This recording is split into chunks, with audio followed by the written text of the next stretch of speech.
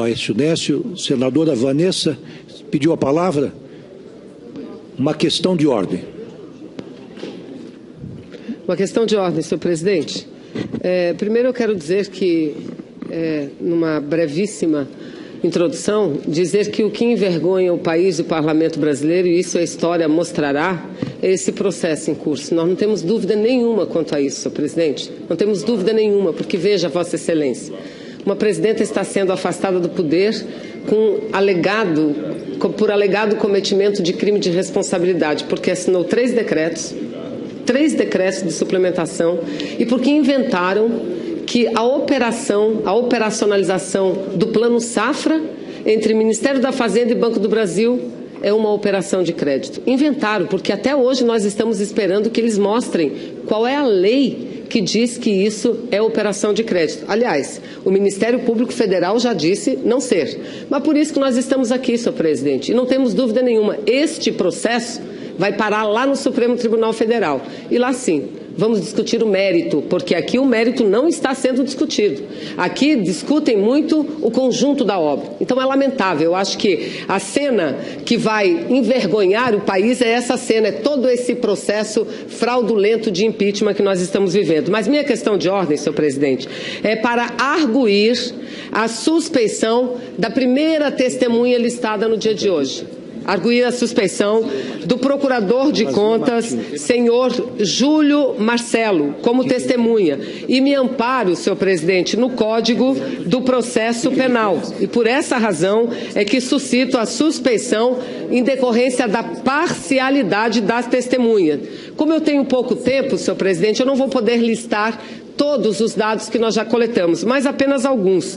Por exemplo, quem é e o que fez, como atuou, o procurador Júlio Marcelo, que virá daqui a alguns instantes como testemunha em todo esse processo. Foi ele, senhor presidente, foi ele que desenvolveu a tese das tais ilegalidades. Ele foi um dos principais fomentadores da rejeição das contas presidenciais e ainda que indiretamente do afastamento da própria presidenta da República.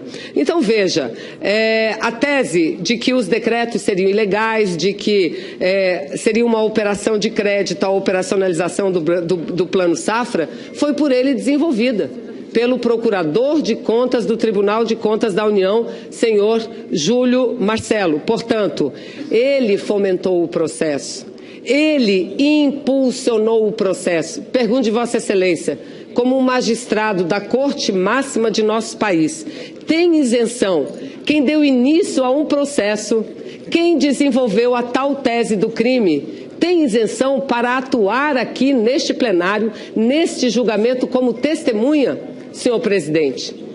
Tem isenção? No nosso entendimento, não tem isenção.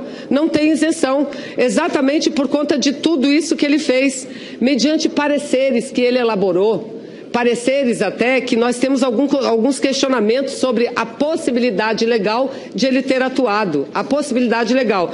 E para não dizer e não trazer nenhum documento oficial, novamente, obrigado, senador Cristóvão, novamente eu trago aqui um ofício remetido formalmente pela Procuradora Procuradora-Geral em Exercício do Tribunal de Contas da União, doutora Cristina Machado Costa da Silva, que diz o seguinte, que foi uma representação.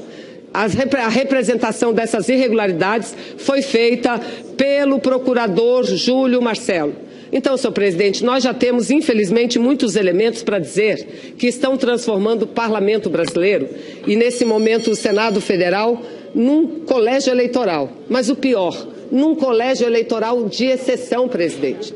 Senadora Fátima já desenvolveu essa questão. E agora vamos ouvir uma testemunha que foi responsável pela acusação. E se todos repararem, o Brasil reparar, ele só tem 2 testemunhas. E da onde são as 2 testemunhas? Técnicos do Tribunal de Contas, um técnico e um procurador, que, aliás, procuram passar para a opinião pública que há uma convergência, uma unanimidade da tese. Não há unanimidade nessa tese por parte dos técnicos do Tribunal de Contas da União.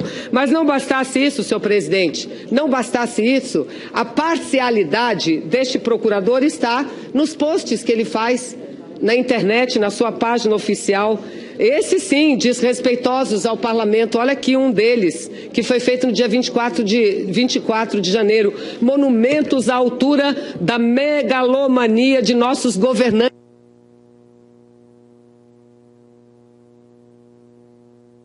Então, acabou o tempo de Vossa Excelência, está tudo anotado, com muito cuidado. Nós temos 2 inscritos pela ordem, primeiramente o senador Lazier Martins, depois o doutor José Eduardo, em seguida para